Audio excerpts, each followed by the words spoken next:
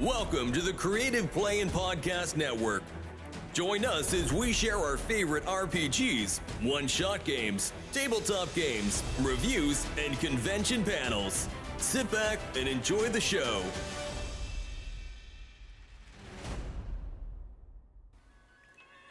Hi, this is Kelly, aka Trixie from Ragnarok and Roll, assigned to Ragnarok Story, and Tilda Wimblewick from D&D Journey of the 5th Edition.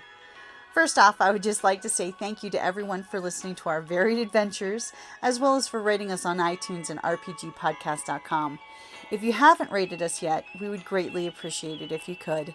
And if you're looking for more ways to support our efforts, we are now on Patreon, a great site where you can help us continue making more podcasts, as well as some special surprises for our patrons. If you can, please look us up at www.patreon.com/cppn. Every little bit helps.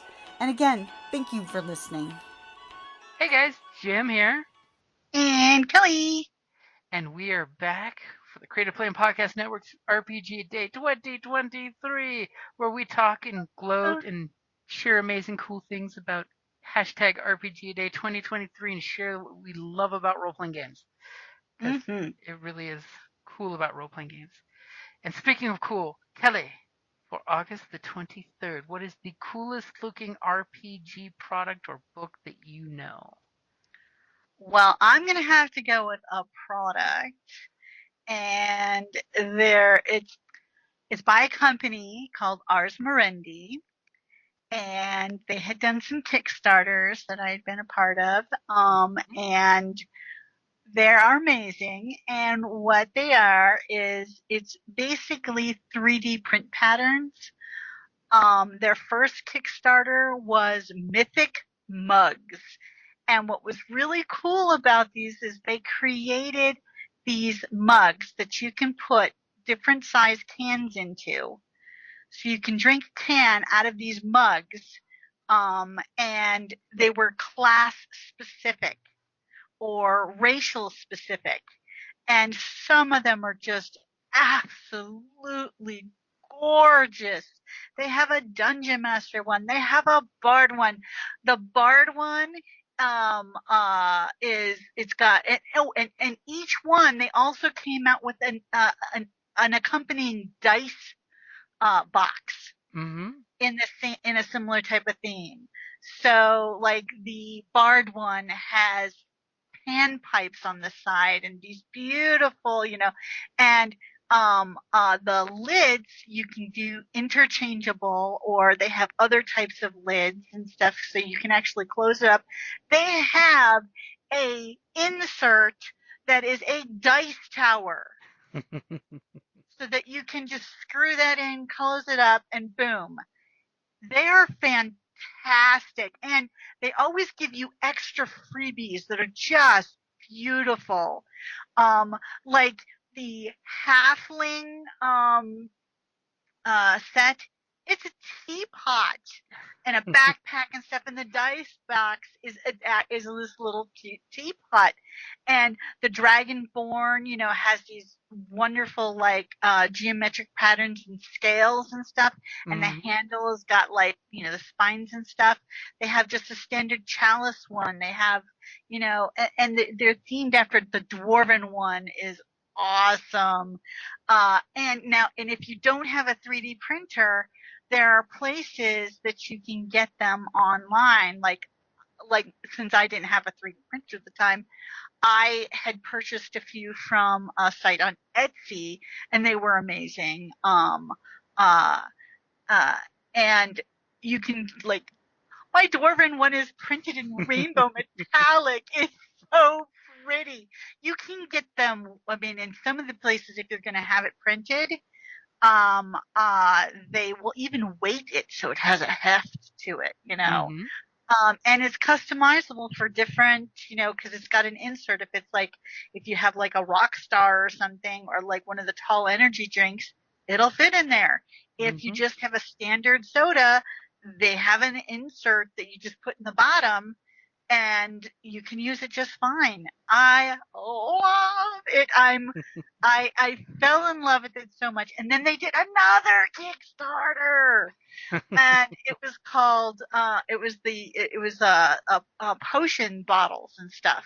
And all these wonderful, not only did they do potion bottles, they even did them in dice, like a D20 potion bottle, but they did like this dragon skull that you pull the horns out and you can unscrew the top and you have a whole set of dice in there.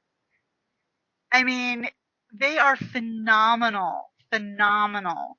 It's called Ars Moriendi. They're the ones that designed it, and then but like their first Kickstarter with Mythic Mugs, and then it was Tiny Potions. I'm trying to remember. And they're always coming out with like these little freebies, just fantastic ones. They have a whole like sort of undead gothic set. I mean, and this cool little coffin I used as a jewelry box.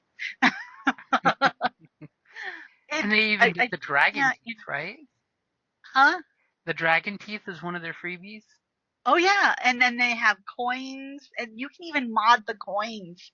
I mean, they give freebies away, and they even made like a cola bottle with a carrier that you could print. I mean, they have a treasure chalice that you can have. The lid I have is gold coins, and if you print them in a gold filament, it's really cool. And they have all the like one of the little tiny potion bottles is like a crystal ball. We printed one in we had the ox potion that you printed in the translucent green acrylic, and you shine a light through it. It looks like it's made out of jade. Yeah, it came out really well too. Cool. Yeah, until I broke off one of the little handles. Oh, it's now an ancient relic. That's all. It's been. It is. It has more character with these stoppers and stuff, and a number of them are customizable. It's just, I love them. They are one of my favorite accessories. I have multiples, ones that we've printed, ones that I've purchased. I just adore, and they are so creative. They're out of Europe. I think the designers like from Copenhagen. One's German, and then but they're just amazing. And the nice thing too is I'll totally throw it out there for their Kickstarter. They actually have a level. If you want to be a merchant that is selling these on the market, you can get the license for the product. So you can basically legally 3D print and sell them, which is awesome. Because I know a lot of folks do print them and sell them, but it's nice that you actually got the copyright to use it, which I think is really cool. And it's like super reasonable price at that level too. It's not like they're gouging for pricing. Yeah, and you get so many, and like their Kickstarters are generally so successful that they have to keep coming up with more and more, and then they make them available to you for like super long. It's just fantastic. Like by the time the Kickstarter finishes, they're already shooting you patterns that they've finished. Oh yeah, well no, they'll put out free patterns during it, and like, hey, if we get 100 people to print these free patterns and put a picture up, well, it'll unlock another, thing. So I mean, but just their product, I think, is really good, and they've evolved. Like the Mythic mugs, they had a spiral twist type of thing, and they're like, but then they switched to a notch system because they're always improving, they're always working, they're always designing. It's just amazing. And they're super, grateful for any feedback, which is nice. I have just been going on and on about them. I mean, literally my desk, because I'm work from home, but my desk, I have a shelf on my desk, and I have got like 1, 2, 3, 4, 5, 6 of the Mythic mugs, 1, 2, 3, 4, 5 of the dice boxes up there and like little potion bottles, test print stuff, and a And of jewelry course, box. they're all scalable too, so you could even like Yes, they shrink them are. and stuff, which is cool. Yes, they are. So it's like, but and if you don't have a printer, I mean, they're still really. I mean, you can still get them, but and if it's something that they're not giving away free anymore, sometimes they'll have sales. That's how I got that's true. They some of pop the up with undead the old stuff. stuff. Yeah. Because I'm like, I have a friend who would just adore this. I'm gonna buy it. I'm gonna buy the pattern. So, and she did. She did adore it. Yep. Give her own little casket. Yep. Little black, or was it the purple casket? No, it was the purple. It was the purple casket. Yeah. Yeah. So for me, I will of course, go with the coolest looking RPG book. So I gotta go with the new top one in my shelf. Is last year I supported the Avatar Legends, or I think it was the year before. It took them a while to get the books printed. Yeah. The Avatar Legends book they gave you an option. There was a certain tier that had a really pretty cover on the book. And at one point, the option was you could have Aang on the cover or Kira on the cover. And I opted for the both because they actually came out with a short run where they're like, okay, guys, we can give you both. And that's, of course, Kelly, the one that you got to look through at RingCon. Yep. And the cover is gorgeous. This beautiful holographic metallic thing going on with the artwork there.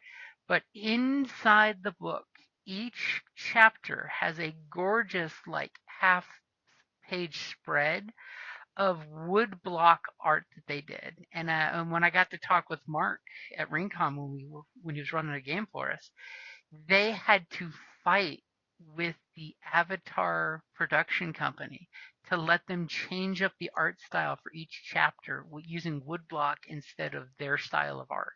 So the characters is their classic style, but the background is actual Asian woodblock art to make the background, which I thought was fantastic because it gives you that real feel of the ancient Chinese and Japanese artwork, like the classic, waves picture that's all woodblock. Mm-hmm. And it does give it a huge up for the awesomeness. And I will totally say anything in that book is great, fantastic art.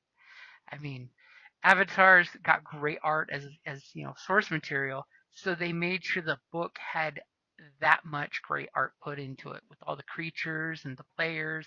And even when I'll totally throw out for like the extra stuff like RPGaDay and the one shots that you get for the adventures, the characters. Kelly, you still haven't seen the starter set, but the starter set's portfolios for the characters, their artwork is freaking awesome. I'm just gonna throw that one out there. You look at these characters and you're like, I want to play all of these characters because they each look cool in their own way. Which is totally like Avatar thing, is all the major characters all have a cool badassness to them in their own way. Whether it's some wise old monk or some fiery kid that's got some scars, but they look cool in his profile for some reason because, that's totally how he plays it out there. And cool. Kyoshi Warriors, come on. Kyoshi Warriors are just badass and cool looking. You see them and you're just like, I want to be them. I don't want to go against them. But that's going to totally be my entry for the coolest looking RPG book. I've had some others through the years, but that's the new top one on my shelf. Mm-hmm. It's very pretty. And I always appreciate it when RPGs put artwork in the book because we understand that is expensive because they pay their artists properly. It's not like some of the other companies that are using AI art out there, which there is a whole total Wizards of the Coast thing going on about that right now. Totally Google it if you can. Just going to throw that one out there. 2 years to fix an AI art mistake, and they still didn't fix it and printed the books. Yeah, big snafu. But that will cover us for August the 23rd, and then we are almost at the end. Here we are, almost almost the weekend. So we will talk to you guys tomorrow on Thursday. Bye.